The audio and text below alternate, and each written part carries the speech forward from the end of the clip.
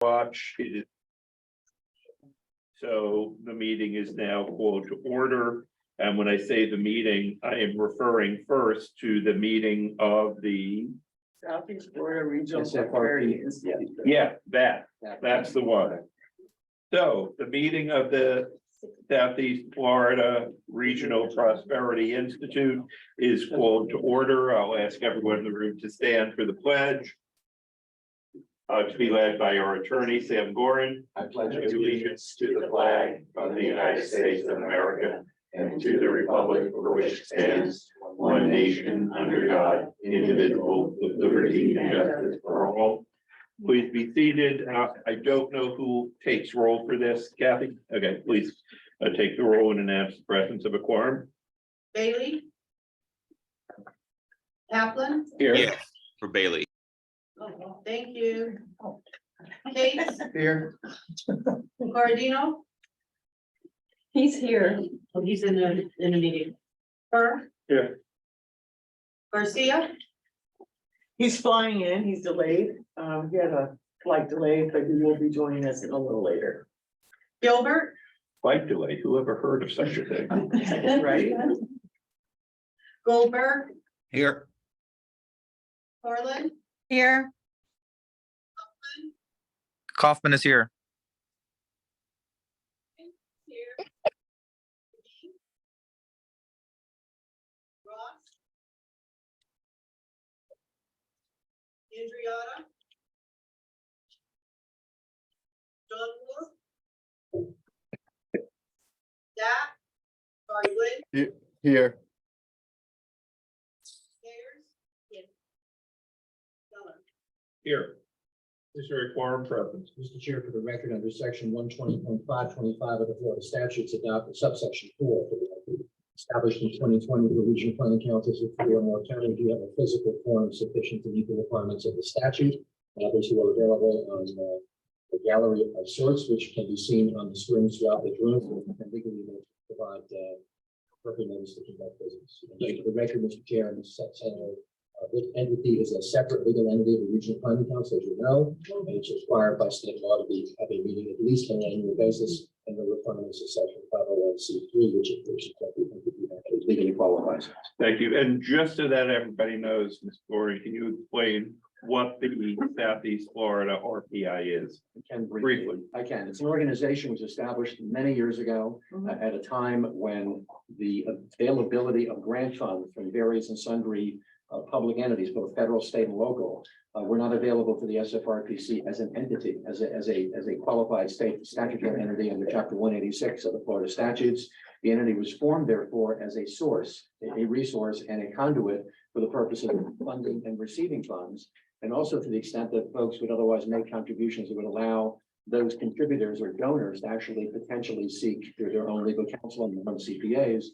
Tax deductions that were available at the time. So it is a grant-funded grant relationship that allows for things that the regional council at the time could not do. And for that purpose, it must be a public meeting. You are the face of the organization. There's no separate body that was established. Members of the SFRPC membership are the members of this body as well. Thank you, Mr. Chairman. Thank you, sir. Is there a motion to approve the SFRPI agenda? Moved by Council Member Kaplan, seconded by Council Member Lincoln. Is there any discussion, any debate, any objection? If not, show it adopted without objection. Is there a motion to approve the minutes of the prior meeting? Commissioner Furr moves, seconded by Council Member Lincoln. Is there any debate? Are there any additions or corrections? Any additions or corrections to the minutes? If not, show the minutes adopted without objection. Financial report. Yep. Good morning, everyone. Good morning. So in the financial packet that you have, you'll see on page 1, the balance sheet as of 9/30/2022. There was an expense of $299.80 coming out of the general fund account, which was transferred back to the general fund from the SFRPI. The total assets at the end of the fiscal year were $40,951.49, as well as liabilities and fund balance. If we go to page 2, then you will see the statement of revenues as of 9/30/2022. When you this see that- meeting is over, I'm gonna run over to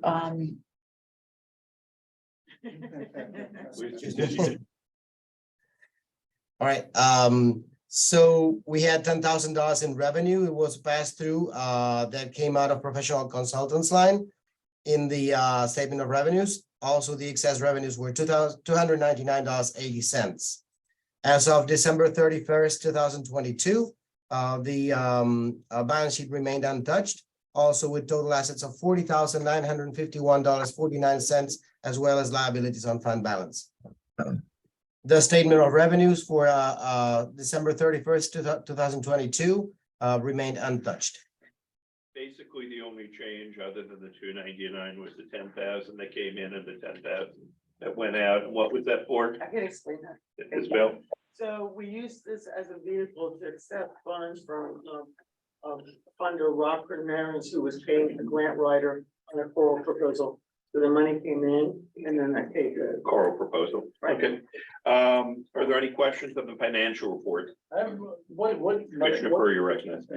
What can we use this money for? Well, we can pretty much use it for anything. Anything? I mean, it's I didn't know designed. if it was limited.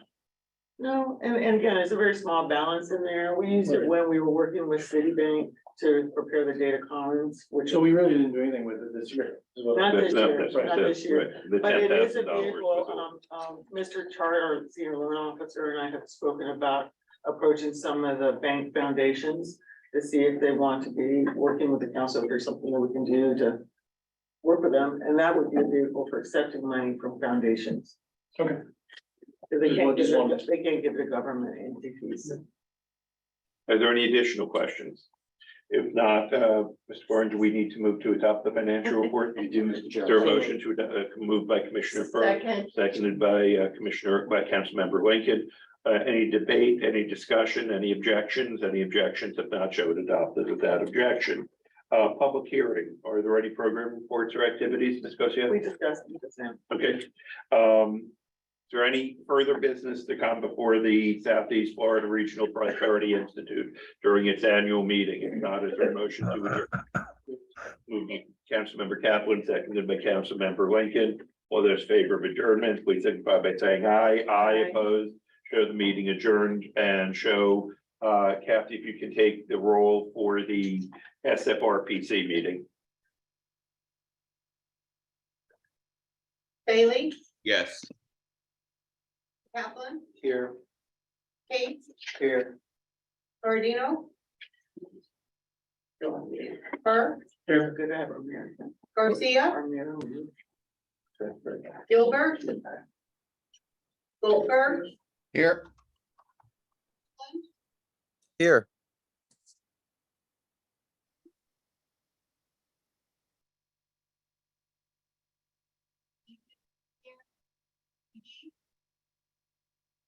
Here.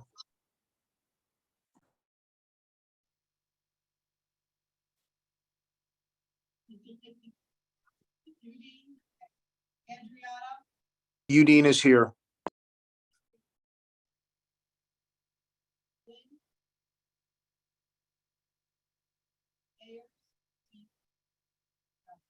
Here. We have a quorum. Chair, assuming the Kelly review of the provisions of section 120.525 subsection 4, which provides for one for the physical membership, which. Screen. Mr. Chair, we cannot hear Sam. Okay, I can try again. Can you hear him now? Yes, much better. All right, just for the record, just to restate for the record, the question being asked, Councilmember Councilmember Bailey, was the issue of the legality of a quorum. There's a statute, as you know, during your tenure as the chair, which was adopted in 2020 under section 120.525 subsection 4, which was Senate Bill 398 or 1398 back in the same year. You have a legal quorum of 1/3 membership, physically present, the rest on the gallery. Thank you. By the way, for the record, all of whom are in the gallery have the legal right to vote as well, and that vote can be counted. Thank you, Mr. Gorin. I would like to begin on the agenda.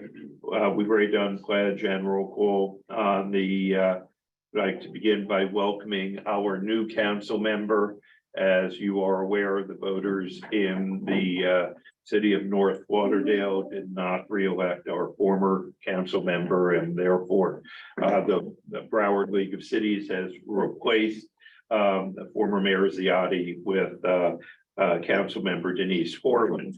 Now, Denise is, I believe, a constituent of mine, an old friend. Her husband and I are college fraternity brothers. And by the way, Denise, Sam is also an AEPI.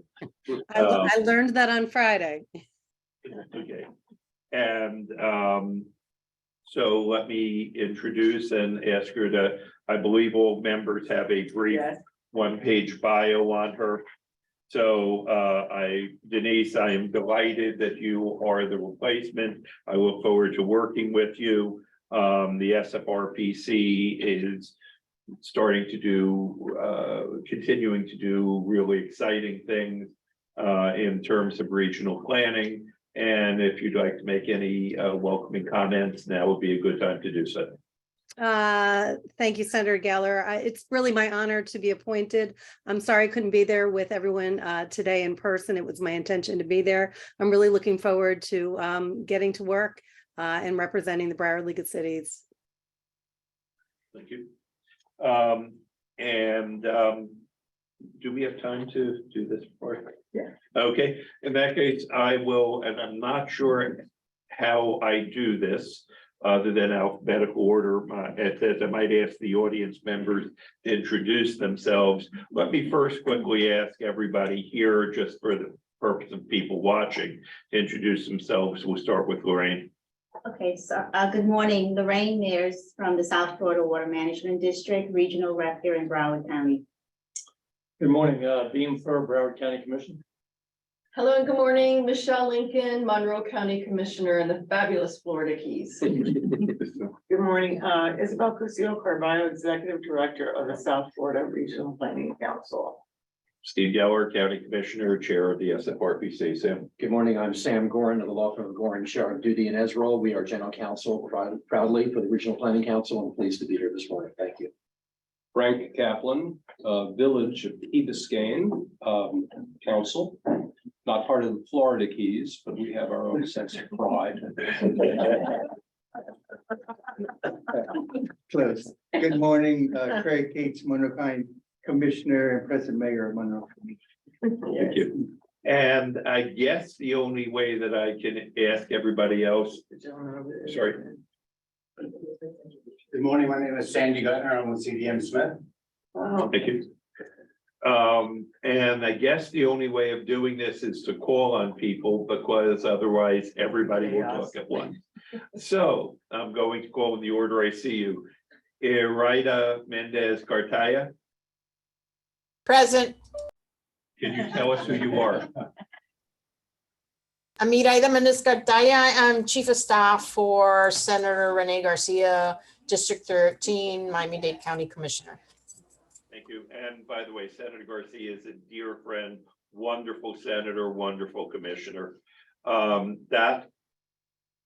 morning, Dat Wynn with the Florida Department of Transportation. I'm the District Planning and Environmental Administrator. Thank you, Kerry. Kerry Goldberg with Diversified Realty Development Co. I am governor appointee. Sam. That's me. Yeah, Sam Kaufman. Good morning, Sam Kaufman. I am the Vice Mayor of the City of Key West. Come on down.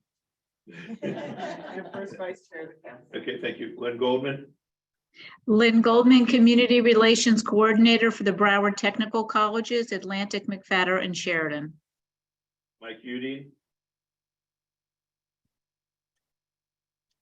Michael Udine, member from the Board of County Commissioners, and it's my honor to be here and to have helped and served on the nominating committee, which I know we'll talk about in a little while. And Mike's also the immediate past mayor of Broward. Leo. Well, Leo's already spoken, so Claudio Pena. Hi, my name is Claudia Pena, and I am with FDOT. I'm a PE trainee. I'm here with that today. Thank you. Greg Gay. Good morning. Gregory Gay with the City of Opelika. I'm the Director of Planning and Community Development. Thank you. Celeste Dunmore. Good morning, Celeste Dunmore, City of Lauderdale Lakes, CRA Executive Director. Thank you. Jennifer Thera.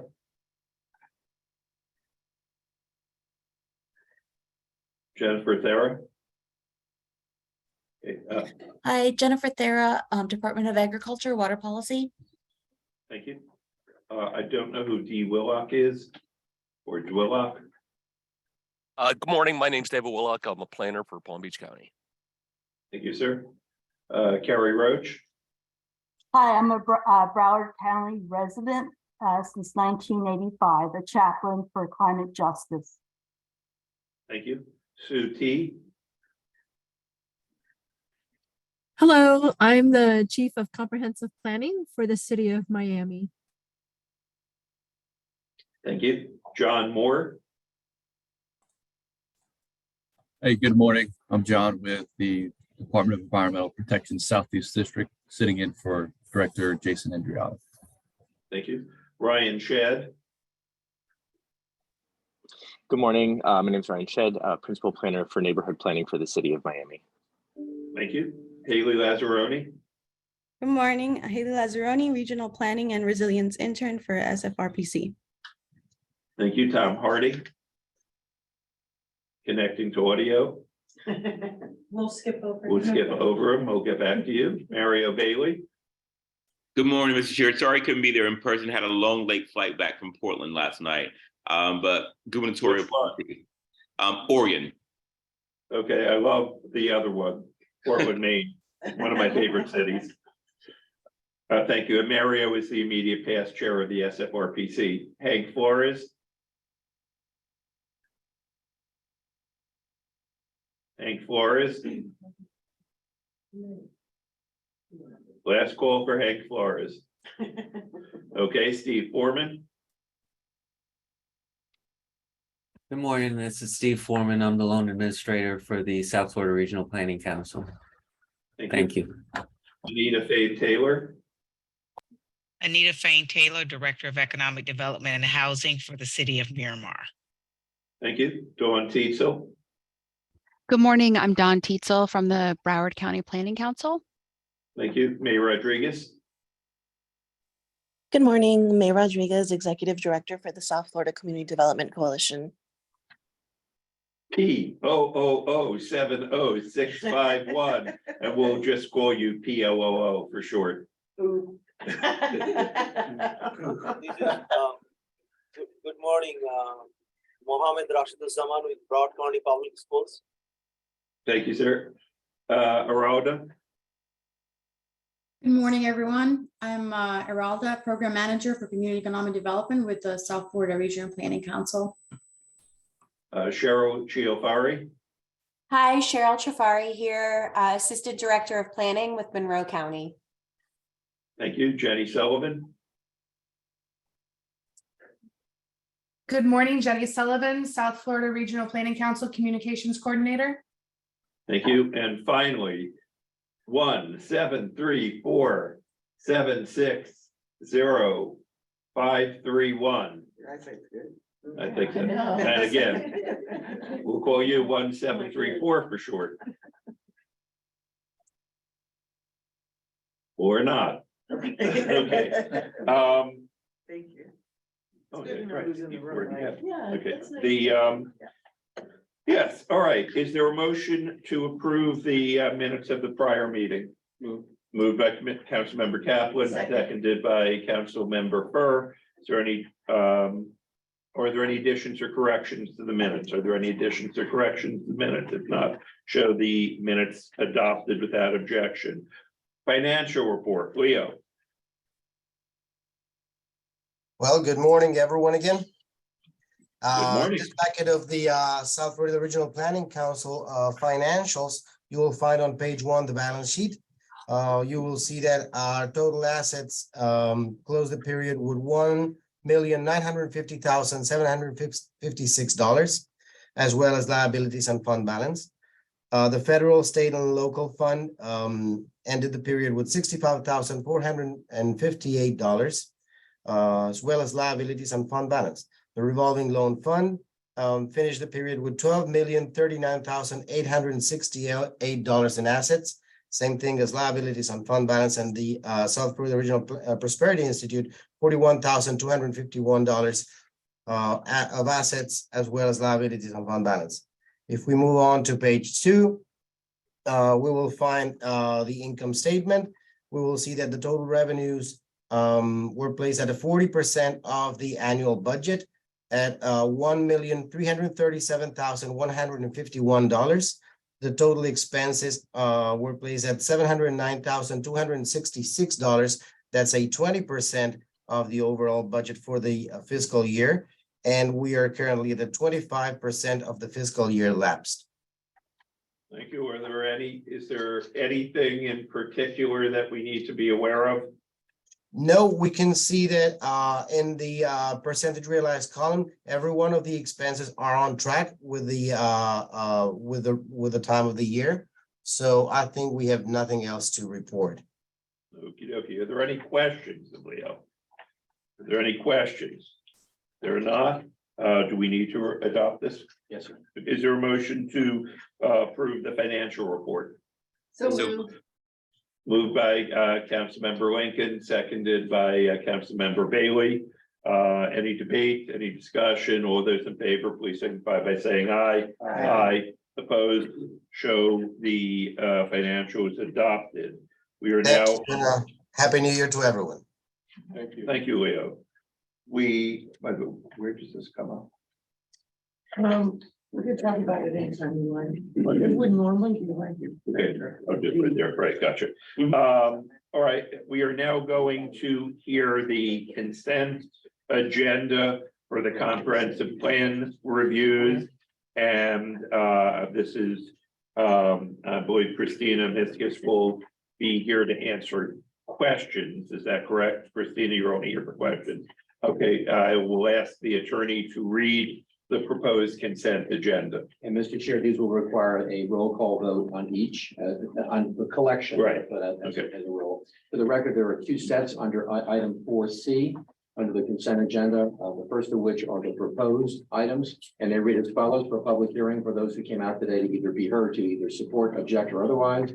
Broward County number 22-06 ESR, City of Doral 22-02 ESR, Islamorada, the Village of Islands 22-03A CSC, the City Key West 22-06 ACSC.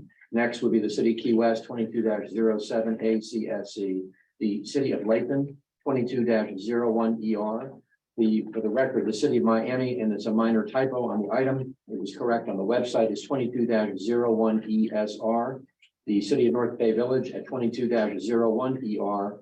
The City of Sunny Isles Beach, number 22-03 ESR, and the City of Sunrise, number 22-01 ESR. And lastly, on the proposed would be the City of Sunrise, 22-02 ESR, all of which are open for public hearing and consideration by the chair and by the members of the council. The public hearing on these items is now open, and again, with the correction, City of Miami, where it says 2101 ESR, 21 should be 22.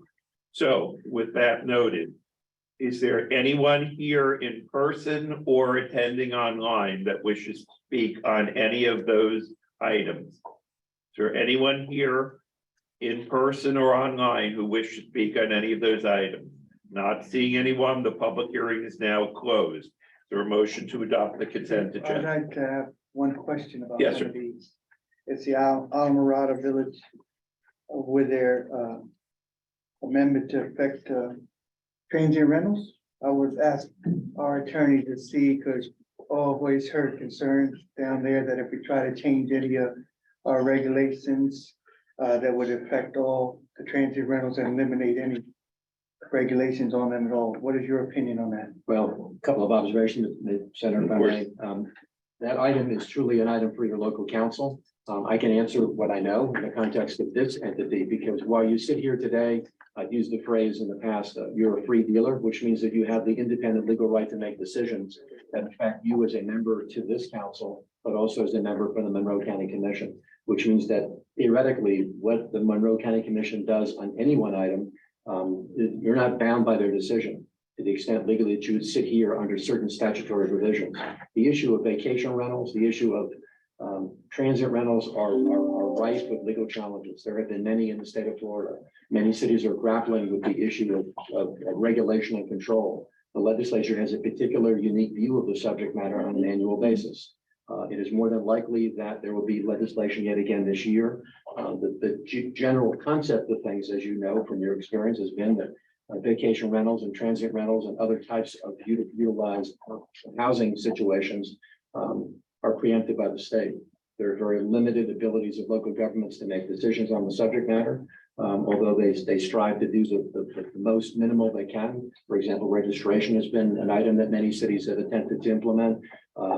Inspections associated with the registrations tend to be useful as well, but the absolute ban or the regulation in any way, shape, or form in the concept of your question, again, I can't give a legal opinion on the subject as to the council, only to the council per se, not to the local government affected here.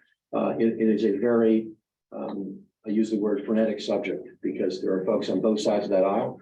In Tallahassee have a different view of it, or one aisle with just several different voices. I'm not sure which, but it is a challenging subject matter.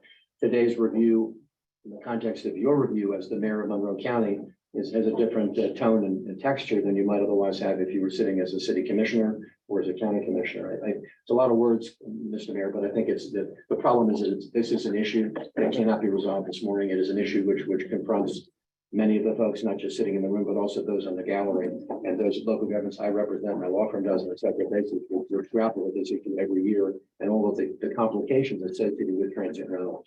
All right, thank you. Mayor Cates, let me simply say that as a member of the Florida House and Senate for 20 years, I am appalled at the actions that the Florida legislature has been taking in recent years, which seem to consistently trample upon the sovereignty of local governments.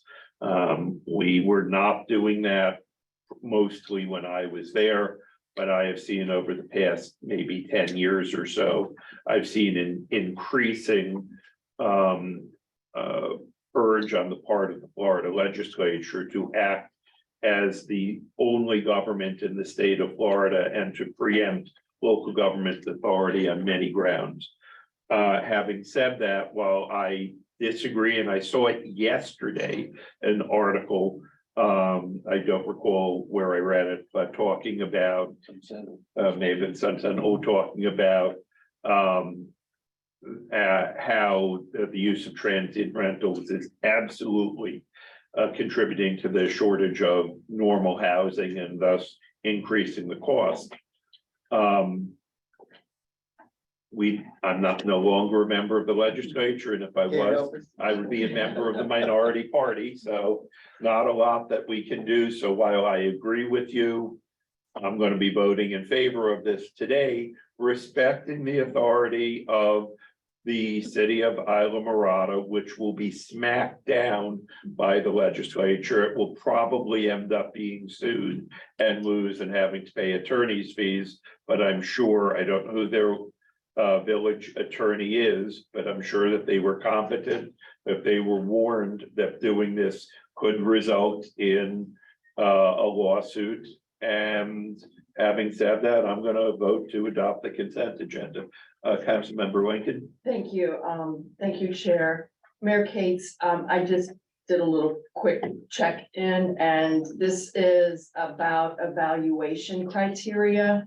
Islamorada has made such an ordinance before, and they were approved and allowed to do it without penalizing them. So I do believe that that is what this is about. It's more evaluation criteria, and they should be okay by, who am I to say that they should be okay? But I'm comfortable in voting for this today. All right, well, thank you all very much. Are there any additional questions or comments? If not, is there a motion to adopt the consent agenda? Moved by Commissioner Burr, seconded by Mayor Cates. All those in favor, please. Roll call, I apologize. Kathy, please call the roll. Bailey, Yes. Kaplan, Yes. Kate, Yes. Cordino, Yes. Burr, Yes. Garcia. Not yet. Goldberg, Yes. Borland, Yes. Kaufman, Yes. Lincoln. Yes. Udine. Yes. Yes, by your vote, show that the consent agenda has been adopted. On the, we're now going to have a hearing on the proposed consent agenda for the adopted matters. I will ask our attorney to read that again. Please note where you have asterisks, if those are comp plan property rights issues as mandated by the Florida legislature. Mr. Warren. Thank you, Senator Chair Geller. The items before you now are the adopted items, land use amendments as designated. They are as follows, and any member of the public who has chosen to come out today to speak for or against the item or to in fact comment on them, the public hearing is part of this process. Broward County number 22-04 ESR, Monroe County 22-5 ACSC, Monroe County 22-07 ER, the City of Coconut Creek 21-01 ESR, the City of Cooper City 22-01 ESR, City of Deerfield Beach 22-01 ER with the asterisk, City of Hallandale Beach number 22-02 ESR, the City of Marathon 22-08 ACSC, the City of Miami Beach 22-05 ESR, the Town of Pembroke Park 22-02 ESR with the asterisk, and last but not least, the City of Sweetwater number 22-01 ESR. Public hearing to follow. Thank you, Senator Chair Geller. Thank you, sir. The public hearing is now open on the consent agenda on the adopted items that have just been read by Attorney Gorin. Is there anybody present either in person or on attending virtually that wishes to speak on any of these items? Is there anybody present in person or virtually that wishes to speak on any of these items? Seeing no one, the public hearing of these items is now closed. Are there any questions or debate? If not, is there a motion for approval? Council Member Kaplan moved, seconded by Mayor Cates. Please call, Kathy, please call the roll. Bailey, Yes. Kaplan, Yes. Kate, Yes. Cordino, Yes. Burr, Yes. Goldberg, Yes. Borland, Yes. Kaufman, Yes. Lincoln. Yes. Udine, Yes. Geller. Yes, by your vote, please show that the consent agenda on the adopted comprehensive plan amendments has been adopted. We are now on D, the regional issues, which says none, which is not exactly correct. It's mostly correct. All right, we have a slight issue here, which is we only by statute have 30 days to comment on and transmit our comments when we receive a document. We received on December 22nd in the evening, 8:29, we received a Miami-Dade County 21-02 adopted a controversial logistics center item. 30 days, I think normally does not contemplate Christmas, New Year's, and all of these other times. And we normally, when we review them, we review comments that we receive from other people. For example, the last time, this is the second time it's coming to us, we received comments from the South Florida Water Management District, Florida Department of Economic Opportunity, FDOT, including District and Florida Turnpike Enterprise, FDEX, Florida Department of Agriculture and Consumer Services, and Florida Department of Environmental Protection. This time we have received comments from, nobody. Because we also had, remember, Right. county comments? Yeah, I'm sorry. We also, as Ms. Gosia has pointed out, we also had county comments, county and municipal from Monroe County, City of South Miami, Village of Isla Mirada, Cutler Bay. The package that we received first time around was 1,000. No, this was this time. around. Oh, this time around, Yeah. okay. The package that we received was 1,966 pages. And again, without receiving comments from other people, other agencies, we simply don't have the ability to make comments. Motion to continue.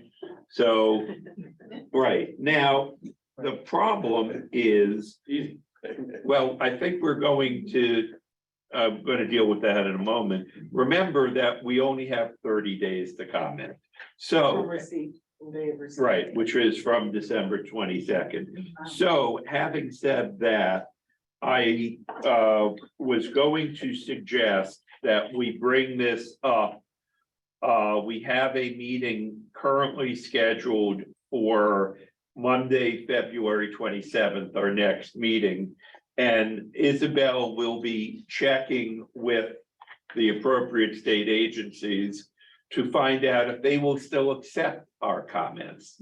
And if they are willing to accept our comments, then I would ask for a motion to postpone till the February 27th meeting.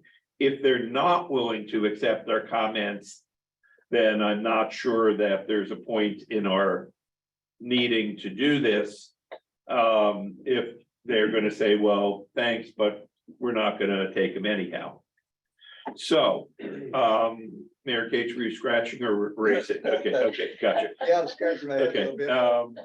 Isabel or Sam, do you have any comments on this? I would only say that, there's always. Can you tell us a little bit, a very quick thing about what this is and why this was controversial?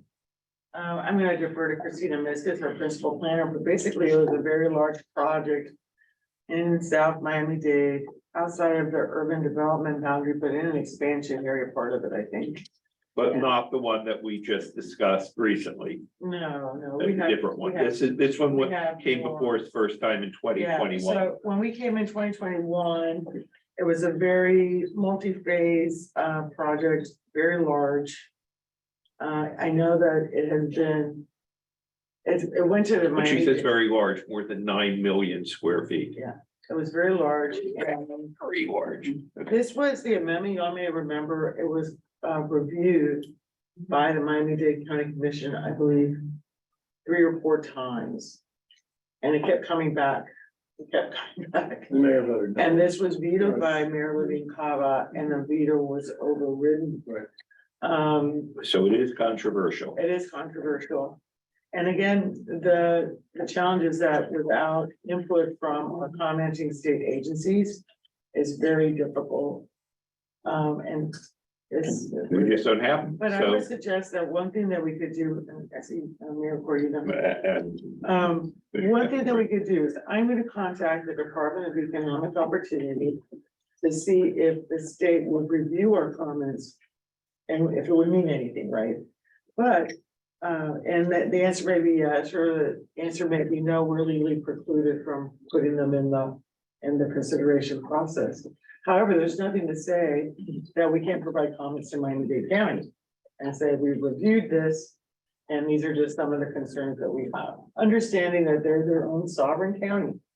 But maybe they would benefit from some input. well, does it go back to them again?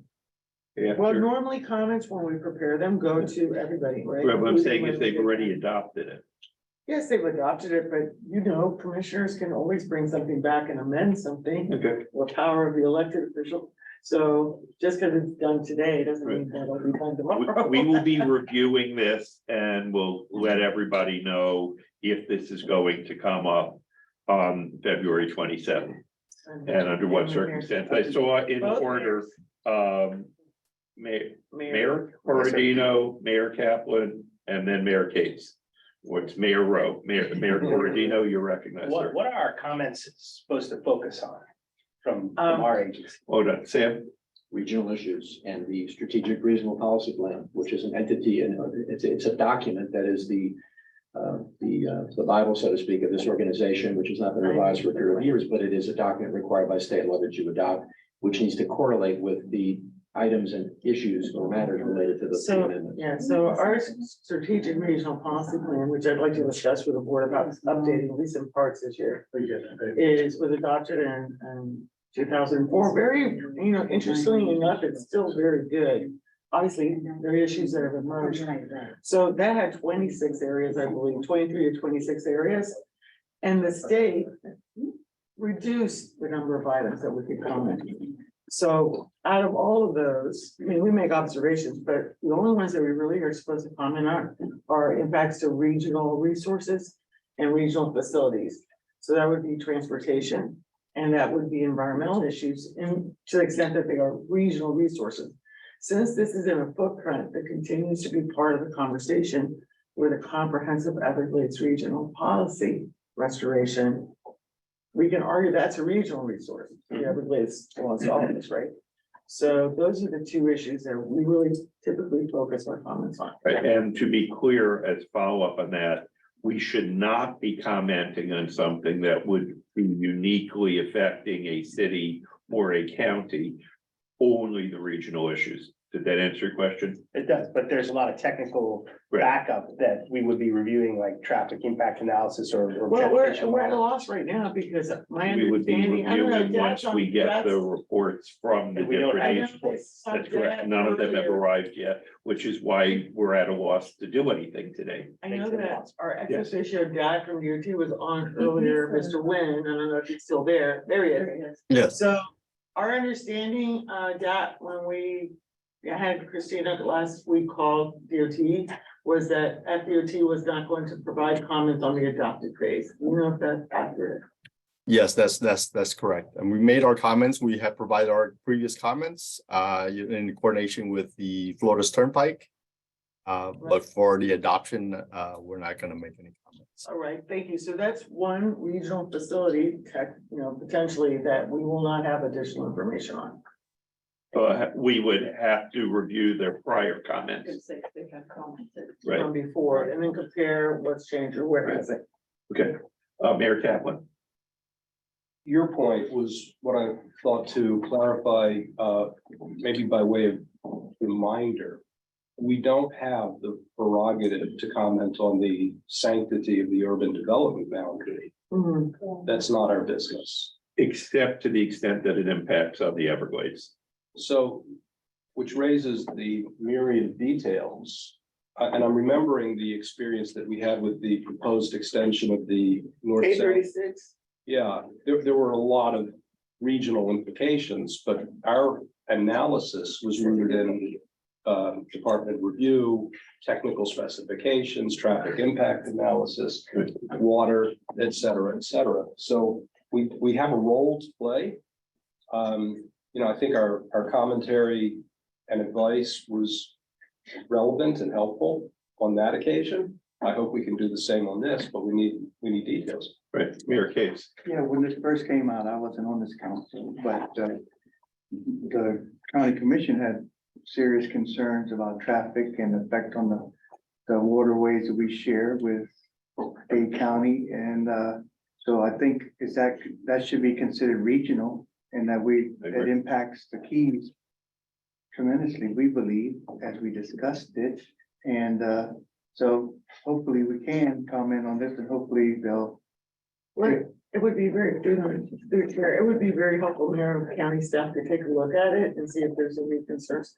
Again, this project has downsized 4 times. That's how they got it past, I think, the 4th or 5th time. So it's smaller, but still it's a major project.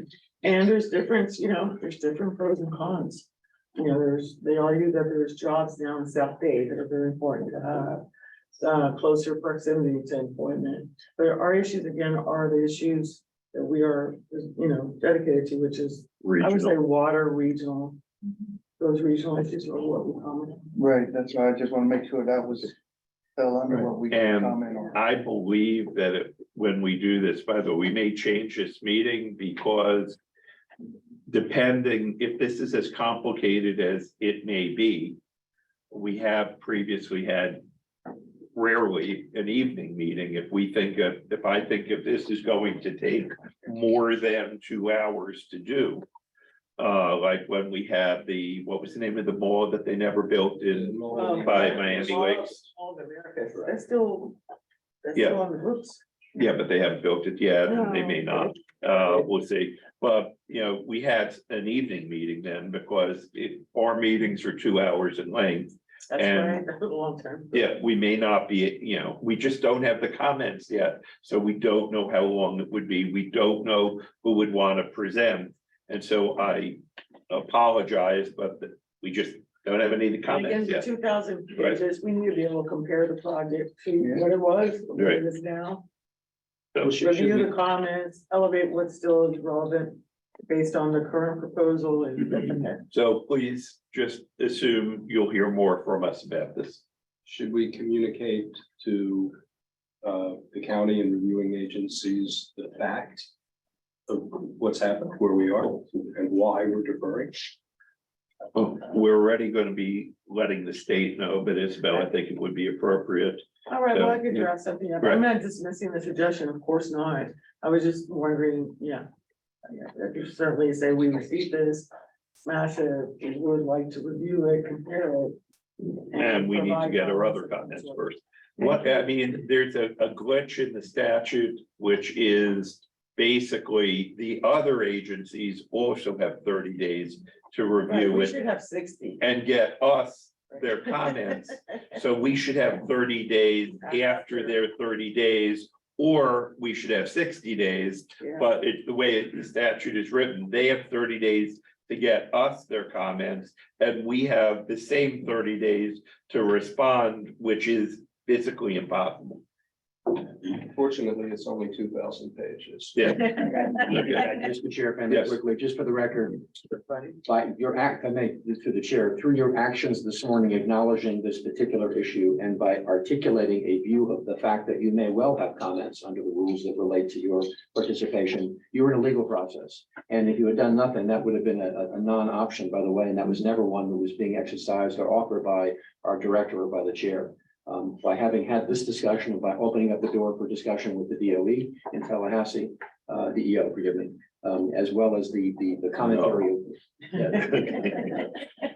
The end result of which is that you just bookmarked the opportunity to hopefully legally comment when, as and if that opportunity legally arises.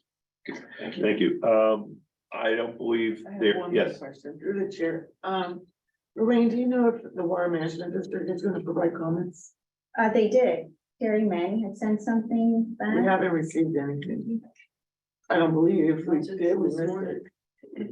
Yeah, I'll check with her because I know something was sent last year when this first came up. Well, last year, but we're interested about this year. Okay, I'll check with It's during Terry. the adopted phase comments that we need, and with that, I'll also ask John Moore, who's there for Basin.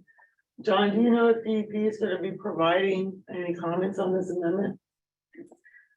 Hey, good morning. Last when this came up, I had discussed with our folks and it was determined that this would be an appropriate matter for the Water Management District to issue comments. So I think that's where we had left it off. I can double check, but I don't think that'll change, Isabel. Okay, well, thank you. That's helpful to know. And then there's a person with the Department of Agriculture in the state of Florida. Sorry, I'm looking for your name. Let me see here. Jennifer Thera. Do you know if the department will be providing once again comments on this amendment? I'm not sure I see her on the She's line. right there Oh, there next she to Miss Roach. Yes. She may have stepped away. Okay. I'm going to call them. Um, All right, we'll follow up. Again, it's also possible that some of the agencies We're in the that same boat. originally commented may not have realized that we're waiting for their comments on the amended and adopted And version. they had the same Okay, time. so as Commissioner Burr had suggested, well, remember that, yeah, we are looking currently at having this at our next meeting unless we don't, and we will let you know about this.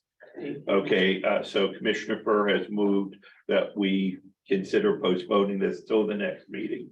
If we can do this, is there a second? Second. Seconded by Councilmember Lincoln. Is there any discussion? Any objection? Show that adopted without objection. All right, and that is the only regional issue and comp plan amendment, correct? Yes, sir. Okay. Sam Kaufman, where are you? Sam Kaufman. I am here. I am here. You are recognized, sir, to present the report of the nominating committee. Well, actually, Commissioner Udine, he chaired the meeting. He chaired the nominating committee. Thank you. Commissioner Udine, you're recognized, sir. Good morning, Senator Geller and rest of the board.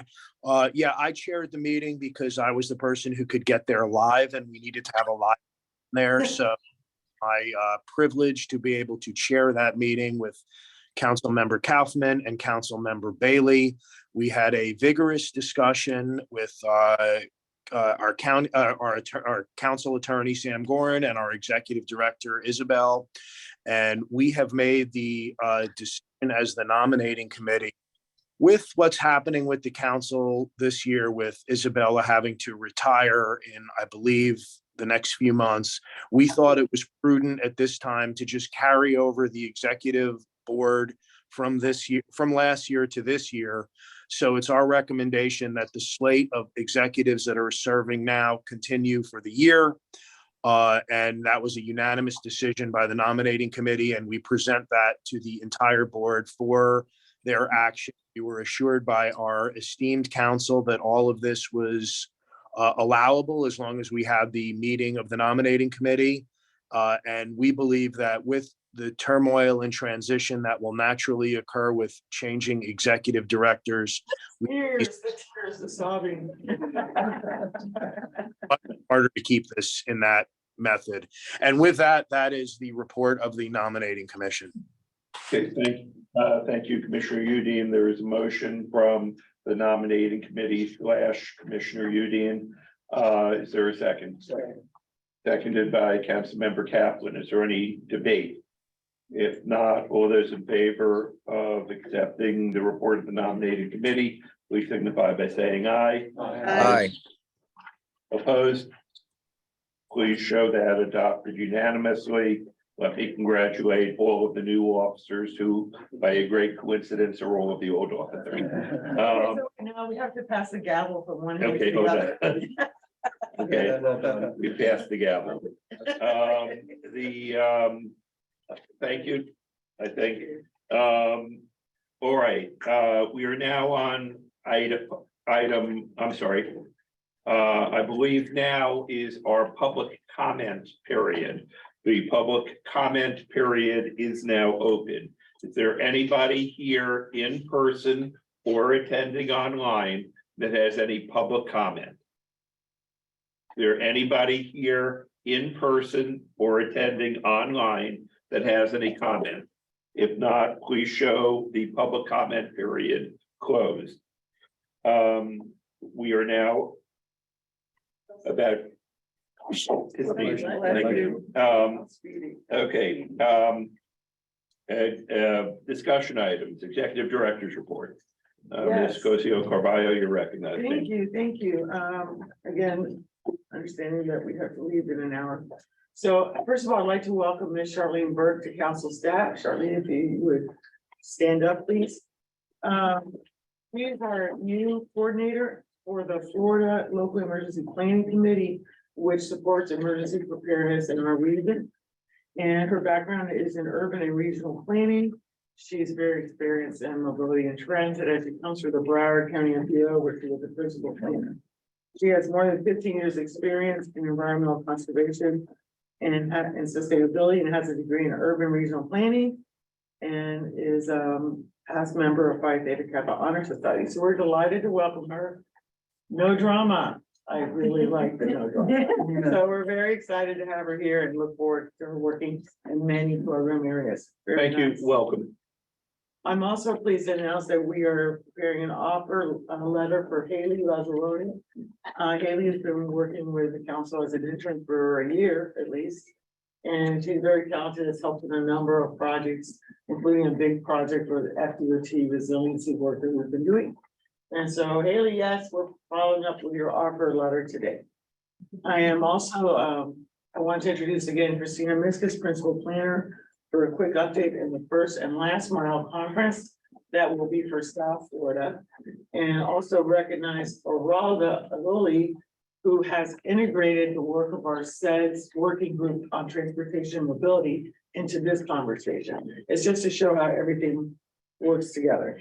And before you do that, and this is kind of more on the council board planning session, which we have at time certain at 11:30 if we get to it. No. I was just going to say that what we are doing, and I apologize if I'm being repetitive, but those of you who have been here for a number of years have heard me say for years that since the state took away most of our actual regional authority, if we're all busy people, if we're all gonna spend our time here, we need to do something worthwhile. And what my goal has been is to ensure that we are the group that is engaging in regional planning. I'm very pleased to say that we have been doing that. Our goal is to have 2 large meetings per year where we are convening regional groups and additional meetings. So for example, we had the solid waste meeting this year, and Commissioner Furr, you were instrumental in organizing that. Thank you.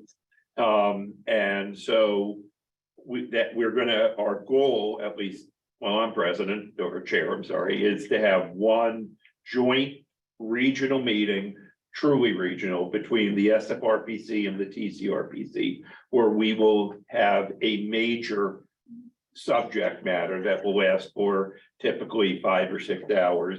And additionally, 1 meeting only for the SFRPC. This year, again, we have decided our regional one would be the solid waste, and our SFRPC would be first and last mile. Correct. With that introduction, please continue. Yes, thank you. So we are planning for our joint meeting with the treasurer. Oh, I'm sorry, Christina, go ahead, please. Would you like me to speak from here up there? Is that okay? I think it's fine either Well, way. can the camera see you over there? Yeah, to come over here, please. Thank you. Thank you for standing up still. No problem. I'll be brief. Christina Miskus, Principal Planner with South Florida Regional Planning Council. Just to give you a little detail on the first last mile conference, it is scheduled to take place on March 17th, 2023.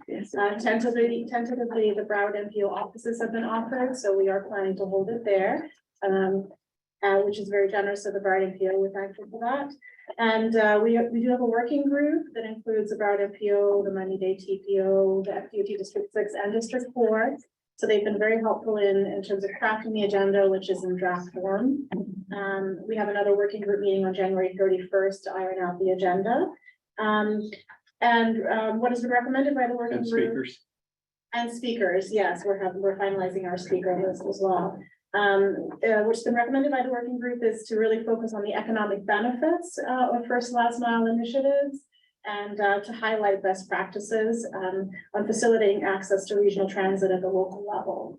So best practices, experts, panels, and firsthand experiences for people who actually implementing these projects.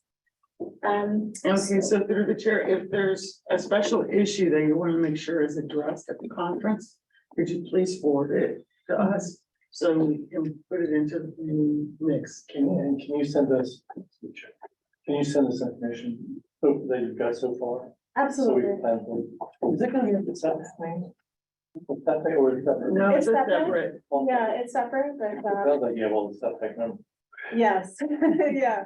It's to support regional work. So we serve on the RTTAC, the Regional Transportation Technical Advisory Committee to the SEPTA. Oh, So it's definitely in line with our goals. And they have, as everybody, I believe, is familiar with the SEDS, which is the, what was it, 1,800-page document that we produced, or maybe it only seemed that way, but Well, that's the, if we read it 18 times. yeah, the SFRPC is the regional economic development committee for the Economic Development Council of the U.S. Department of, Economic Development Administration, U.S. Department of Commerce. yeah, that. Try saying that in one breath. Okay. And so we created the Comprehensive Economic Development strategy This is a report. copy for you, Councilmember Worland. Yes, it was actually really only 126 pages. The amount of time that went into creating that was immense. One of the many areas that it dealt with was mass transit. And obviously, everybody that's familiar with mass transit knows that the biggest problem we have here in South Florida, where we don't have the density that you have in other areas in traditional cities, is the first and last mile connectivity. So that's what, there was a report from the SEDS, it was a working group on transit from the SEDS, and they are advising us, and that's who she's been working with to create this. Now, Commissioner Burr, you're recognized, sir. I don't know if it's a topic yet, but the idea of on-demand transportation is kind of taking shape in different places around the country where there's low ridership. And I'm wondering if you all are gonna look at the criteria that would determine when would it make sense to go to an on-demand as opposed to a regular bus route, yeah, fixed route. And I don't know if you all were planning that, but that's something I think would be worth looking at. Commissioner Burr, it is my understanding that what they're looking at is A, the on-demand, B, minivans, C, those little golf cart things, fixed route. We're looking at all of the different options to be explained.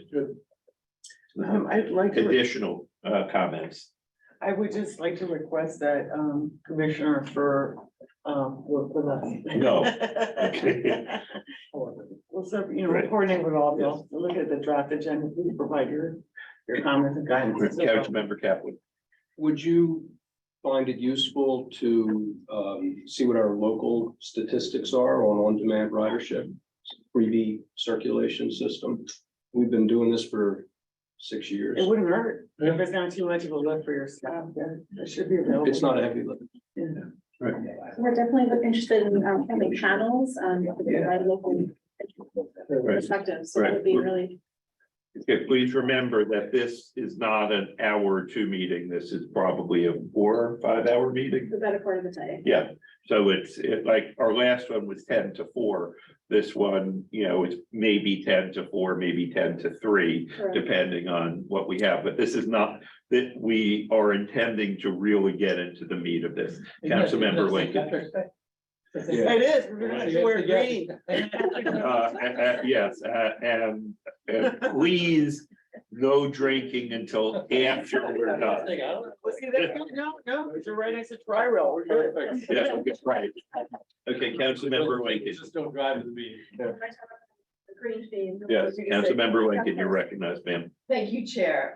In Monroe County, we have with David Rice, our county commissioner, Yes. who used to sit on this council with me here, have been doing a task force that's involved all of the municipalities and the county to And us. address all of the issues, and Florida Department of Transportation and other agencies to address the traffic issues that we have in our county. And definitely one of them, the major one was our mass transit. How can we do it better? Definitely the last and first mile. And so I know that Mayor Cates and I are very excited to have this topic as a discussion item, I know we also in our county just hired a director of transportation. Oh, excellent. It's a new position, so I want to make sure that he's invited to be at this panel and at the day. So Thank I will you. get you his contact information so that you all can be exchanging information. That's right, and we'll be sharing information with the council member, also Councilmember Rice. Yeah. Because he was the chair of that committee, we were already working to bring that in. Perfect. And speaking of that as well, just a quick update on the South Florida Military Installation Resilience Review Project with the Department of Defense. That has been marching along. There's an update that's going to be provided this week, which all of y'all are welcome to attend on Thursday. That was one that Barbara wrote to see if we needed to go. I'm sorry, which one? The South Florida Military Installation Resilience Yes, in my Review. spot. I think you should go and listen if you like. Okay, it's currently on my calendar. It's on the calendar and we can provide that information Okay, to all of y'all, because there was like a little steering committee that was created. for those of you that are not familiar with that, for the newer members, the SFRPC also is doing the MIRR, Military Installation Resilience Resilience Review. Review. You will recall we had multiple meetings involving hiring the staff for that. And this is an important, the military plays a very important part of the economy of South Florida. And so we are doing a review dealing with the resilience. And it deals with 4 installations: the Naval Air Station Key West, Homestead Air Reserve Base, clearly in Homestead, Southcom and Doral, and the Ocean Measurement Facility, which is very important here in Broward County. So ours is actually the first regional one in Florida, and now it has led to expansion of this project statewide. Dr. Brooks, the state resilience officer, is very supportive of this effort. He's watching it. And all this is looking at what are the resilience improvements that can be made outside of the fence in the surrounding local communities that will enhance the resilience of these facilities. And by identifying these improvements, what it does is it makes those improvements eligible for Department of Defense funding. So outside of your normal funding for water infrastructure or whatever it is, now it's also, we're able to access Department of Defense funding. So just like in 30 seconds, the quick update is we're having an update meeting this week. We're scheduled to finish this phase of the project. Well, I should say, because this is the first phase of what should be an implementation project that comes afterwards. So this project is scheduled to be, I think, completed by July of 2023, August. Yes, ma'am. No, I was waiting till you finish, but I just Oh, want that's to fine. comment on that. I can go. No, okay. As both you can wrap it up and then I'll Yes. call on Mayor Case. Well, so that's it. So we're making progress and we can send you the information for the meeting this week if you're interested in listening in. Our meetings have been going very well. We have very good reception in all the places we've been in. And so there's a lot going on, as you can see from this quick update. But very important, if I could, just 1 minute. I just want to share with you that I started to talk to you about the joint council meeting with Treasure Coast Regional Council.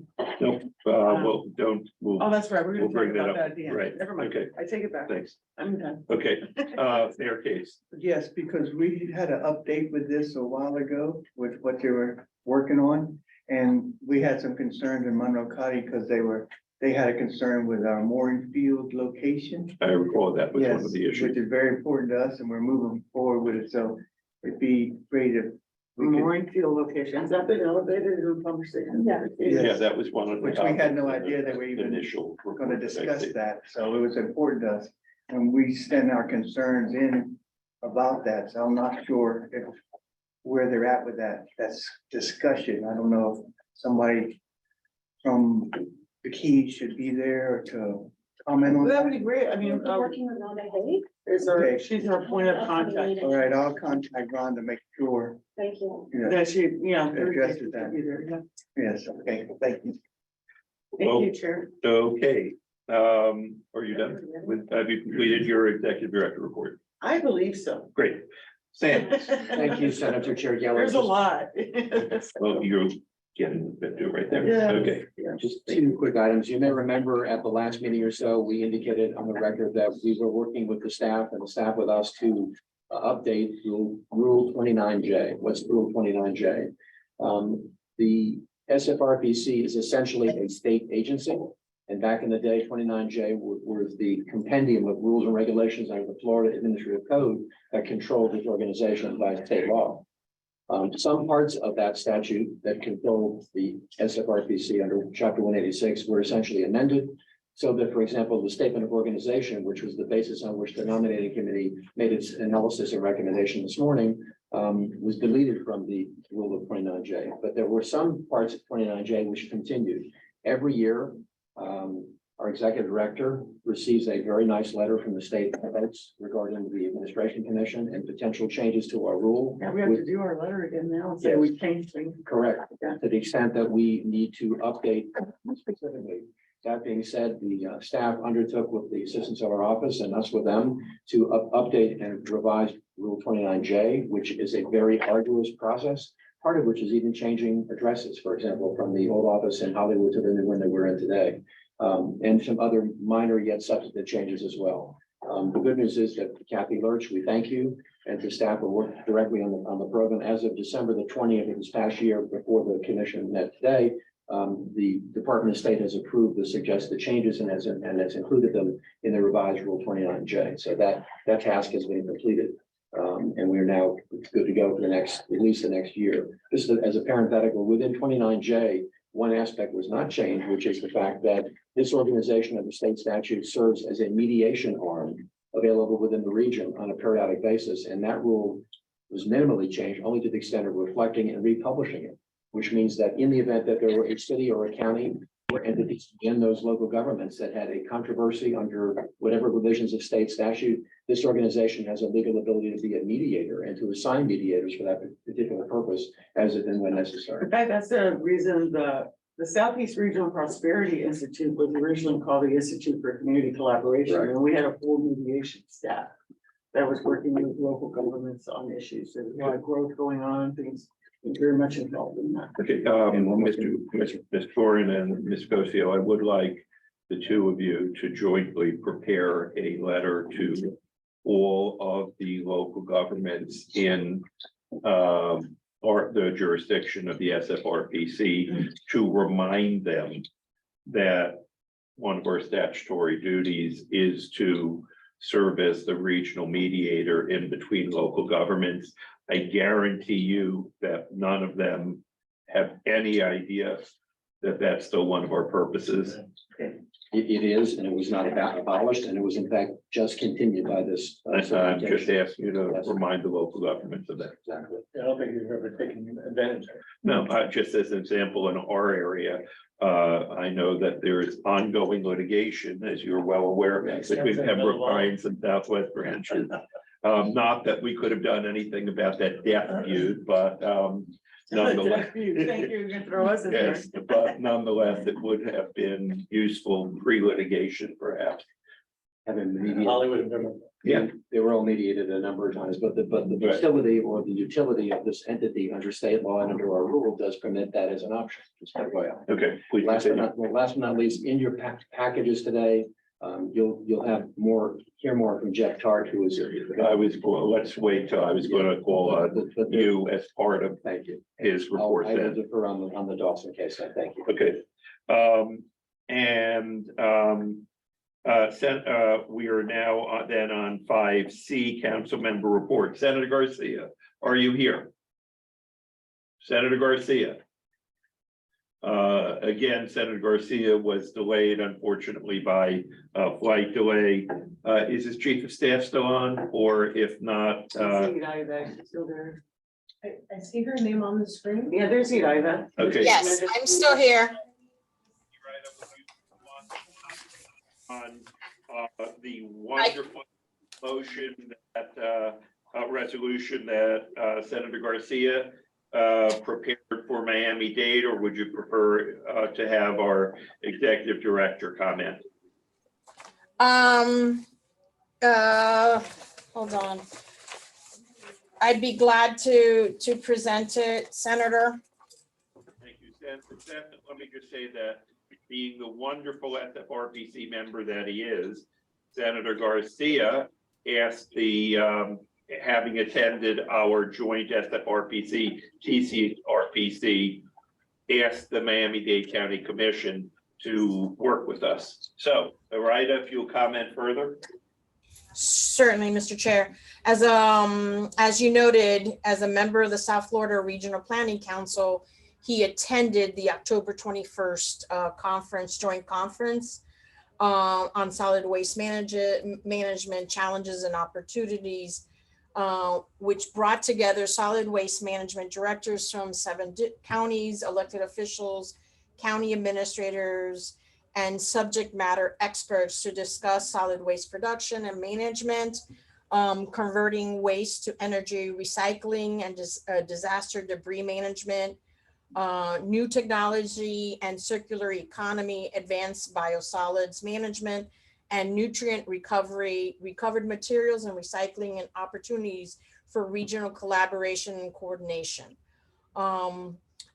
The senator presented legislation that directs the mayor to collaborate with the South Florida Regional Planning Councils on strategies and plans related to solid waste management to provide a report to the board detailing information set forth in the resolution within 180 days. The resolution directs the mayor to minimally address the following. Identify the challenges and opportunities to develop a regional approach to the ever-growing supply of solid waste, identify new technologies and best practice approaches, identify strategies to increase recycling to achieve a goal of 100%, but at a minimum, the state of Florida is required 75%, develop a comprehensive waste reduction and recycling plan, identify recycling goals using both sustainable materials management and a waste diversion concept, propose recycling materials, market development, recycling education and outreach, local government recycling assistance, and avenues and options to repurpose the recycled materials. And lastly, to ensure the ability to offset the cost of energy at county facilities and identify any state or federal legislation that would be needed in order to make this come to fruition. And Ryan did that. I know that was introduced. Has that passed the commission? Yes, sir. Yes, it passed. But not the commission yet. It's not scheduled for the commission yet, is it? It was Passed the committee, I know 4-0. Yeah, it passed committee, and it's got, I don't know the date, but yeah, I don't foresee that there's an issue on the item passing. The administrative staff supports the item. So we look forward to having the mayor collaborate with the various counties and come up with some recommendations. Thank you, Rita. And again, please tell Senator Garcia or extend to Senator Garcia the thanks of the SFRPC for that. Yes. Commissioner Furr, you're recognized, sir. Yeah, that's a welcome resolution. I'm glad to Yes. see that. It does make me think in terms of what our own legislative agenda is here. That there's a number of things that are happening in waste energy, incentives that are being proposed. And I wonder if We're going to, the reason we're having a joint SFRPC, TCRPC meeting in March. Is that more? Yeah, March, what? February. We're going over a legislative agenda at that We're gonna time. be discussing our legislative. Right. Okay. So, So to that yeah, effect, there is some legislation, I think, that would be beneficial to all the counties that are using waste energy, that would provide huge incentives. That'd be worthwhile. Great. Commissioner, Councilmember Furr, I will ask if you can meet with, or speak with our executive director on that. Again, one of the things that we'll be getting to momentarily is the announcement on the joint meeting. And one of the things that will be going over at that meeting, if you get between the SFRPC and the TCRPC, we're roughly a third of the population of the state. So, you know, we're hoping that our joint resolutions, well, they will end up being ignored, but we're hoping that they will have some Yeah, impact. this one is probably more in line with our planning council. Yeah. As opposed to Treasure Coast, because I don't know if they would have to do quite a decision, decide they were gonna go to waste energy. But I know Miami-Dade is, I know we are, I know Palm Beach is. And so that's why for this, actually, since Palm Beach is doing that. Okay, Let's go, we'll look at it. Yeah. Okay, see it, let's see it. Yeah. thanks. Can you find me proposed agenda for that meeting? It's here. Okay. Yeah, all right. And by the way, just thought we could have the SFRPC act as the mediator between Broward County and the cities on solid waste. Yeah. Wonderful. Thanks. Okay, we're battling. Okay. Let me now call on the ex officio report first. Datwin, did you have anything? Yes, good afternoon. Just wanted to, again, announce the regional informational, the grant informational sessions. There's one in Miami on February 15th, Wednesday, February 15th. And another session in Fort Lauderdale, Thursday, February 16th, for information on the Infrastructure Investment and Jobs Act, as well as the Strategic Intermodal System update. I put the information on the chat, the flyer. There's a registration link there to register for those sessions. So that's open to all municipalities, the counties, as well as other entities that are seeking federal grants. By the way, that's in the middle of session, so. Or something. Okay, thank you, Dat. Are there any questions for Dat? Thank you, sir. John Moore, DEP. John, did you have any updates for us? Hey, good morning. No updates. Thank you. Where? There he is. He's in an island. Oh, Welcome. you should have heard all the nice things we were saying about you. I don't believe it. Coming from me, I don't believe it. Sorry, folks. My flight was really delayed, so apologize for that. Yes, we just thanked you extensively for your resolution to the county commission. We understand it passed by a 4-0 vote through the committee and is now scheduled at some time in front of the commission. And Arida said she doesn't anticipate any major problems. Yeah, I think it's the right thing to do. It comes from our work here. So I thank you all for bringing this attention to me and to the rest of the commissioners, county commissioners, and we just have to collaborate and work together. So I'm sorry I'm late, but thank you guys, and we'll make sure this gets done. Okay. Thank you. Thank you, sir. And we're glad you're here safe. I'm sorry. I was just calling on John Moore. John, did you have anything for us? Hey, no updates today. Thank you. Lorraine Myers, did you have anything for us?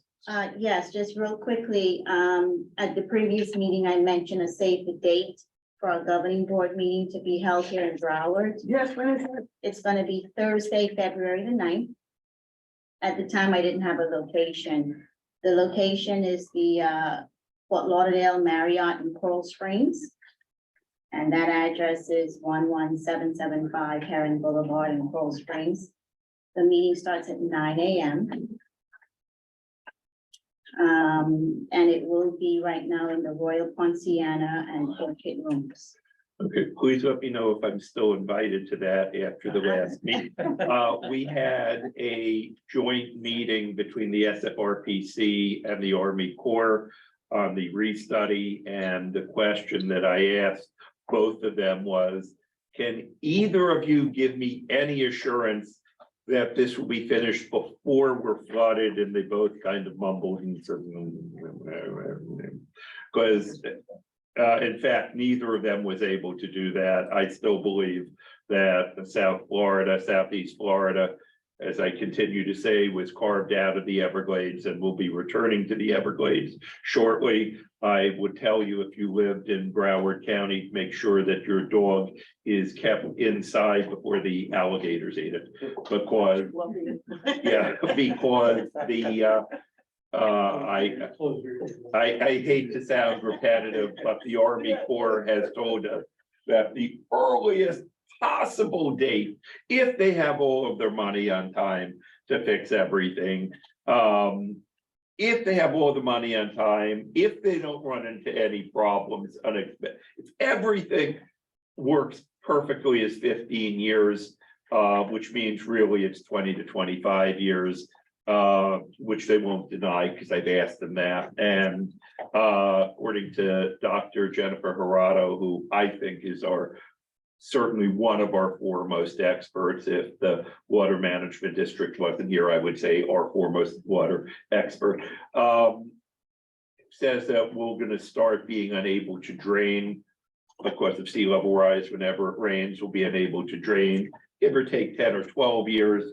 So if we can't drain in 10 or 12 years, it won't be fixed until for 20 to 25 years. Again, keep the dogs inside because the alligators will be all over the lawn. I know for a fact that. Yeah. My Councilmember art, Lincoln is a crack shot. really? Yes. I have a marksman's patch. We should talk sometime. Yeah, he's a Okay. crack shot. Those alligators are gonna have to work. Okay. It works on the iguanas. Okay. So again, my investment advice, buy ARCs and houseboats. Yes, Having but said I'm still all of inviting. that, having said all of that. Yeah. Am I to assume that you will be attending the meeting? Probably. Well, as long as they let me in. You will be having some comments, so. Yeah, you should assume it's very, anybody who knows me knows it's very difficult know for you me very to well. not have comments. I just So- wanted to. Give everybody a Yes. heads up. Thank you, Ms. Myers. I appreciate it. Is there anything else? No, that was it. Thank you. Okay, let me announce that on the council board planning session, I'll make sure we have at least 5 minutes before the end of the meeting to go over that, because it's mostly going to be my telling you, this is what we're going to discuss at a future time. Ask you to prepare for that at the next meeting. So let me then move on to where's Jeff? Okay, there you are. Yeah, but program reports and activities. Mr. Chart, while you're coming up, I'm going to ask you to comment on both the revolving loan funds and the CARES Act revolving loan funds. Just move from one to the other. Very good. Good morning, council members. I'm Jeff Spark, the Senior Loan Officer and Manager of the Revolving Loan Fund Programs. Just a few new announcements for everybody. As a result of our success deploying the $5.38 million in CARES Act RLF funds to COVID impacted businesses in South Florida, we've actually just been initially contacted by the Florida Department of Economic Opportunity to help the state deploy $70 million in capital assistance. We have it all to minority businesses that were also impacted by COVID and other constraints. The existing DEO program has historically been unable to deploy those funds through their previous administrators, and now we're seeking new administrative partners, which could lead to a new source of funding for our small businesses in our footprints. As we learn more about this opportunity, I'll provide more further updates. But the recap is sitting on $70 million and unable to distribute it. So that we're planning to get our assistance with that. In regards to our CARES Act, our LEFT program to date, the programs provided $6.97 million to 33 businesses. That's for the tools and resources needed to help them recover from the COVID pandemic still. Last quarter, the EDA recently conveyed to the SFRPC that our CARES Act RLF program received the highest annual rating, which was an A. And the program continues to assist new borrowers into the future with new loans as existing borrowers repay their existing program, and it continues into the revolving phase. In regards to the traditional RLF, the program continues to overall perform well. We have assets of over 5.7 million, and that serves 26 borrowers. Goran Charaf, our legal counsel, continues to provide informative updates of our one historical borrower in litigation. And I will call him when you're done. Perfect, and that's Angela Dawson. Sam, if you want to jump in now, or you want me to finish my report? Finish your report and then I'll call on him. Perfect. Lastly, as it pertains to our Affordable Housing Initiative Program, that's provided by the Southeast Florida Community Development Fund. Just a quick update, our program recently completed the construction financing on 8 new single-family homes for affordable families in the Lauderhill CRA. That project was made possible with funding provided to the Southeast Florida Community Development Fund by the HFA of Broward County last year. And we are now subsequently focused on providing financing and loan administration on 2 new affordable single-family homes in the Hollywood area. That's being developed by Liberia Economic and Social Development, and a new renovation of a new 2-family duplex in Dania Beach CRA, and that's being developed by Turn 2. So we're quite busy addressing affordable housing. Okay, was that both or just the first one, your report? That was for both, as Okay, well great. as an update on. Mr. Let me just say, I've been a member of the SFRPC now for 6 years. I have to compliment you on the job that you have done. It's really been a real turnaround that you've taken over. Let me now ask our legal counsel, Mr. Gorin, to give us a report on the one amount that has been in litigation since the year The dawn of time. 2018. Yes. Mr. Chair, Senator Chair Geller and council members, in the backup, you'll see a several-page memo with regard to a pending foreclosure matter. As you know, the council is the recipient of RLF funds. You loan them, you coordinate that. Mr. Tart is the coordinator, senior loan officer, and we do all things required to loan those funds to qualified, competent people. That's not the issue here. We have a loan which is in litigation. It is a matter about which, to the extent any member of the council would seek to have any discussion with our office privately, I prefer that as opposed to debating the good, bad, or any other aspect. You would prefer that, I would insist on it. Yes, and I appreciate the support there. This memo is written and was written for the benefit of updating you on the status of the case. We are now, I think, on the 5th amended complaint, just as a matter of public information, without debating the good or the bad of that particular filing. There was a court hearing that occurred in December of this past year, literally just several weeks ago. The matter has been reset for a case management conference on January 30th of this year. I'm not commenting. Are there any dispositive motions pending? There is our motion to dismiss the 4th amended counterclaim is pending before the court. Okay, which would not necessarily be dispositive depending on whether or not it was with or without prejudice. Correct. And there have been other dismissals of other aspects of this case. It is I better not comment because my personal views don't matter. Right. The legal issues are what they are. Okay. We've been working very diligently on this client's behalf to try to land this plane in a fashion which is consistent with our advocacy role on behalf of the client. The matter should be dismissed, and others may disagree with that on the other side of the aisle. Are there any motions for sanctions pending? Not at the moment. Okay, thank you. Are there any questions for Mr. Gorin? And if there are, you can't ask them. Please, if you have any questions, because there is pending litigation, we would like any questions to be asked privately and not anything that would be subject to use in a court case. Just So, Mr. yes. Chair, in connection with all of the legal time and attention we've devoted to this case since Commissioner Kaplan was the chair. This goes back a long way. The end result of which is that we do have a claim for attorney's fees and costs in the context of reimbursement in the event that we are successful, which we sincerely hope that we will be before this judge. Thank you. Thank you. Are there any questions, not of Mr. Gorin, but rather of Mr. Tart before we complete this? Are there any questions? If not, thank you, Mr. Carter. Yes, Yeah. we'll take your money and build housing if you give it to us. So, there you go. That was your question? That was sounded more like a comment. Okay. Alicia Lopez, there you are. Southeast Florida Queen Cities Coalition.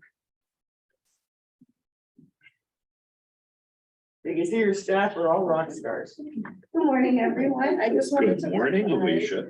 Thank you, Chair Geller. I just wanted to provide a brief update on the Clean Cities program, specifically more so what's going on in the month of February.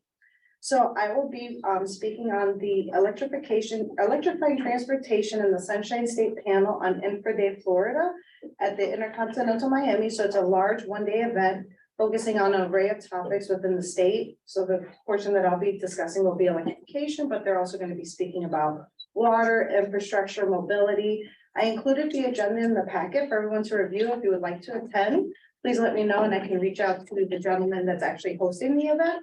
Since it is, the registration is a little bit pricey and it's more so for public. So if you guys would like, please let me know. And then that way I can get us a government discount or possibly a free ticket. And then the other thing for the Clean Cities program, I'm actually going through the redesignation period with the Department of Energy. So what that pretty much is every 4 to 6 years, they go and they review the program to make sure it's sustainable, make sure the direction we're going in for the next 4 years, and then achieve that designation. So that means that I have access to the Department of Energy, their tools, their experts. So whatever we need from them, I can go ahead and ask them for whatever information that we need. That is scheduled for February 23rd, 2023. It's a 2-hour meeting and it'll be virtual with headquarters, which is the Department of Energy. And the last exciting thing that I'm happy to announce is the Department of Energy actually reached out to me directly to host a Southeast United States regional meeting for the Clean Cities program. Thank you. Thank you. When? It is going to be February 27th and 28th. It's a conference with our board meeting. Yes, it is going to be hosted it is during the same day as the SFRPC Council meeting. However, Commissioner Furr did say that he would attend and do some opening remarks, and also City of Hollywood Commissioner Adelma Quintana will also be there as well. If you would like to attend before the meeting, I included the agenda. We're starting at 9 a.m. It will be at Ann Cole. If you did want to participate or you guys would like any of the presentations, let me know. I can always forward that to you as well, but it will be a 2-day event with all the Clean Cities directors in the Southeast United States, as well as officials from the Department of Energy. Good. Although we are running out of time, Yes. if you can very briefly tell us, for those members that are new or watching, what are the Clean Cities? Or what is that program? So the Clean Cities program is a program designated through the Department of Energy, where I work with local stakeholders, that would be local government, state government, nonprofits, and for-profit companies on their fleet transition to an alternative fuel. So that includes electricity, compressed natural gas, renewable natural gas, propane, renewable propane, eventually hydrogen, biodiesel, and renewable diesel as well. So I help them every step of the way. We're looking for vehicles, finding the funding. I can do fleet analysis. And I'm also working with like the Florida Department of Transportation on the NEVI plan, looking for desert spots. I work with a lot of the state agencies. We also helped put in a regional application that included Palm Beach all the way down to Key West to make sure that the corridors are nominated so that we can actually apply for funding within our region. So that's pretty much, I work mostly on alternative fuel. So if you guys have any questions on electrification, even infrastructure, funding, please feel free to reach out to me. I usually send out funding opportunities more so to staff at the local agencies. If they need letters of support or grant writing help as well, I'm there to help. Good. Thank you. Yes, I would Isabel. just We're like to starting to run out of comment. time. Yeah. I know. I would like to comment, just like Mr. Tart, that Ms. Lopez has really taken this program and run with it and has taken it to a level never before seen in the council. That's truly congratulations. And they're, by the way, they have this national conference and they give us 3 days notice on it. Or- Well, they picked the Okay, days, great. and said, these are the days. Yeah. I tried to Sure, Geller to another month and they Right. were like, no, this is when we can come Yeah. to Florida, so we're having it this day. Okay. So, Well, thank you and good job. thank you. very much. I will be reserving, even though we said at 11:30, we'd start, I am gonna start that in 10 minutes, the council board planning session. Of course, we will be done by noon, so at 11:55, wherever we are, we're moving to that. So, oh, no, the gavel is coming down. So, SFRPC, TCRPC, we always have one lengthy joint meeting. And this is normally prior to the legislative session. So we can try and come up, among other things, with a joint legislative package from the SFRPC and the TCRPC. This meeting is going to be on Friday, February 17th, as we mentioned, St. Patrick's Day. Last time it was in Palm Beach. This year it's in Broward. We will be doing this because we were scrambling to find a place large enough to accommodate every place. So it will be a lovely location, the Long Key Nature Area and Conference Center, which is the address is 3501 Southwest 130th Avenue in Davie. To explain how to get there, wherever you're coming from, unless you're coming from South Broward anyhow. So you won't go this way, or I won't go that way, but everybody else, take it I-95 or the Turnpike or I-75 to I-595, get off at Flamingo Road, which is a 50-mile-per-hour road, head south for about 5 minutes, take a right for a mile and you're there. So it's not, it really is probably certainly less than 10 minutes off of a major interstate. So on the items that we're going to discuss, these are our proposed topics. The meeting is currently scheduled from 10 to 3. We're going to have In no particular order. it's yeah, very comments fast. from each of the chairs. We're going to be discussing the US 27 rail corridor. Mhm. I know this is an issue that has come up and with the creation of the inland port. Commissioner Furr, I believe you had raised some questions about this. So we're going to be discussing that topic. We're going to be looking at Restoring Resilient Relief Act. Restoring Oh, I'm Resilient sorry, Relief it's Act. the Reefs Act. Well, I think that's already. And the state coral reef and have a state coral reef update. I'm not sure if you'll know, but it did pass. It did pass. We're gonna get an update from Joanna. Oh, once right. that's DP. That's one of the That's a outstanding big thing. success from the FRPC. Yes, it is. Getting that thing passed, and that was the impetus right here, Yeah, Right. with the two planning councils. yes. That's huge. So we're gonna get an update on that and also a general 4-week update. Yeah, we will be hearing on the Marine Research Hub, which most people are not familiar when they think of university-based marine research. They think of either Woods Hole, Massachusetts, or San Diego, when in fact, between Dade, Broward, and Palm Beach, the 4 universities based there. I think they also have branches in both Monroe and Martin County, but between UM, FAU, FIU, and Nova, we have the largest concentration of university-based marine research in the United States. And we're going to talk about attempts to commercialize that with types of high-paid, clean jobs. We're going to have a lunch break where we're going to hear a speaker on the Central and South Florida update, where and I will ask them difficult to answer questions about our being underwater. And they will mumble an answer to say, well, we're working on it or something. They will, I promise you, they will not tell me that it will be fixed within the next 10 to 12 years. Because nobody has told me that yet. Then we'll hear from statewide water infrastructure, again, no particular order, where we will be hearing from the Honorable Doug Smith from Martin County, who's been taking the lead in this, and also Frank Bernardino, partner in Anfield Consulting, who's one of the Broward lobbyists and who will be doing, has been a state water expert for years. Then again, no particular order, will be a legislative update. We've invited Ron Book. Bear in mind that that is March, so I think that right before the start of the legislative session, unless the legislative session has started, I'm not sure, I think it normally starts in March. And then we'll also be discussing the joint council legislative priorities. We'll take public comment, council comment, and then we will adjourn. We have not yet finalized the agenda, is that this Friday? Or when are you meeting with them? February 17th. No, when are you meeting with Lanahan to finalize I'll be the? working on it all week. Okay, so this week we intend to be finalizing the agenda. Yes. So is there any other topic that has not been mentioned that you would like us, again, it has to be agreed to with the TCRPC. If there's any other comment, this is basically your last chance to bring it up.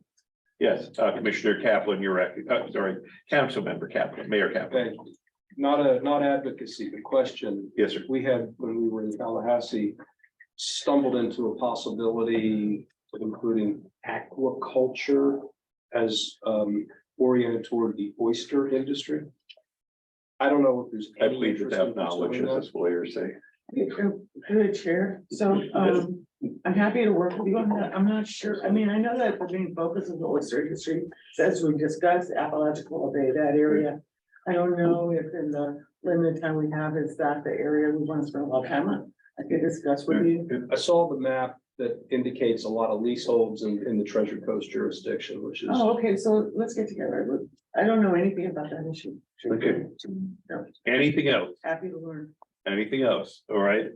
Are there any other questions about the joint meeting? Are there any other questions? No, in that case, I have one more quick. we have, yes, We have a time for that. What time is 10 to it? 3, 10. it's here in Broward at the At the lawn. lawn. right, okay. We have 3 minutes left. Isabel, did you have anything else, or was it about the No, just meeting? very quickly, I just want to let you know that we have started again our lease negotiation to renew this space. And I want to thank Councilmember Kaplan and, excuse me, I thank you. But Councilmember Goldberg, who's really stepped up to help us in the negotiations right now.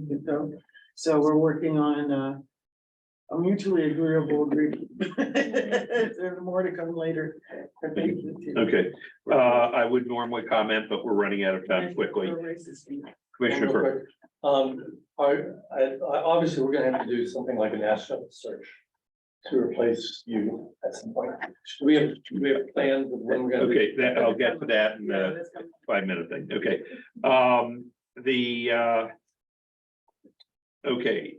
Fricka. Councilmember Kaplan. We attended, this was last week, after. a Seems like 40 months ago hiatus already. for me.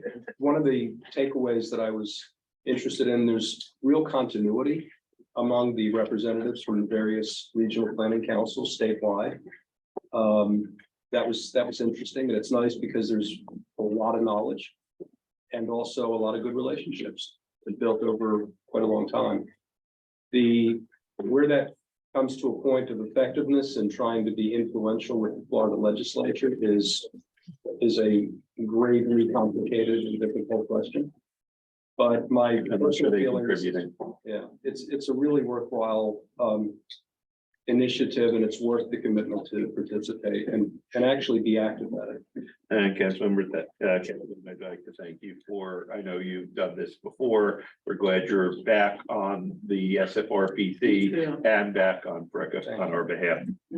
Thank you. We have about 2 minutes before we get into the other topic. So let's go over just our calendar quickly. As you'll look on Roman numeral 7, we've got the SFRPC TCRPC joint meeting. On February 27th, that still is in pencil. Because the February 27th meeting, which is currently scheduled here at 10:30, could end up being moved to an evening meeting if we're going to make comments, and if we find that it's going to take more than 2 hours to do. Alternatively, if we find it can be done in an hour, and we probably would want to have a 1 hour retreat, then we may move it to 10 o'clock. Again, if we're going to do comments and they can be done within a 2 hour period, this will be the time. If we're going to do comments and it need more than 2 hours, could be changed, could also be made earlier. Because right now the meeting's only scheduled for 90 minutes. Then March 17th is our first and last mile connectivity conference. And I believe we don't have, it says location TBD, but we know where that will be. Right, yeah. That'll be at the MPO, which is located up on Cypress Creek Road. And finally, we need to go down to Monroe County, because we have to meet in all three. So in April, no, we need to be there. So April, we will be meeting, we have this tentatively scheduled, same place we met last time, subject to anybody making us a better offer in Monroe County. So that's our calendar. And at this point in time, since I've reserved the last 5 minutes instead of 30 minutes for the council board planning session, let me go over that briefly. There's a number of things that we need to discuss, since Commissioner Furr brought it up. We actually, I have a meeting with Isabel and Sam for Monday to try and finalize some various topics, including what we're going to be doing on the executive director. We may or may not do a national search. One of the concerns we have on doing a national search is the cost is very substantial. They ask for a lot of money doing this. We may be trying to go, we want by word of mouth. We all know people, it's probably better to have somebody that is experienced from South Florida, as opposed to bringing in somebody from, Portland, that is unfamiliar with our area. So I don't know that we'll be doing a national search, but we are going to try and finalize how we're going to be doing this. Again, Isabel's last day is October 31. It is not November 1, because on October 31, she turns into a pumpkin. And we are told that she can't talk to us anymore, or you can't volunteer here or give us any guidance or help. So our goal would be to hire somebody in the next, by May, to be a deputy director / director in training / something. We have not finalized exactly what this procedure will be, but we'll be finalizing it within the next week. We've really been doing a great deal, and as I just run through things that we've done in the last year or two, or actually last year.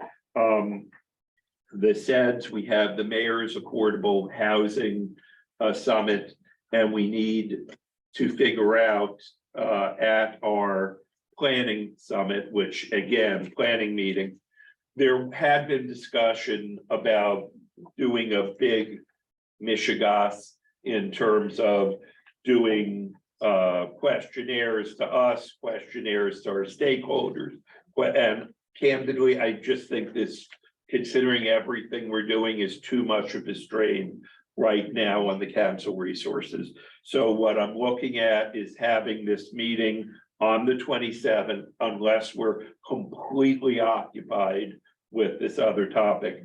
And I'd like people to come in ready to discuss ideas and topics. As I said, we've done the SEDS and we will be doing follow-ups.